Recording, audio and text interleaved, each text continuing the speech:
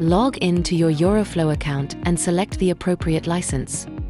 From the left side panel, go to the Dashboard section. In the Dashboard menu bar, click Scheduled Reports. Click Add Report to start creating a customized scheduled report. Enter the required details, such as the report name, and select the preferred file format. Choose how often the report should be generated: hourly, daily, weekly, or monthly. Select the widget type and the specific widget you want to use.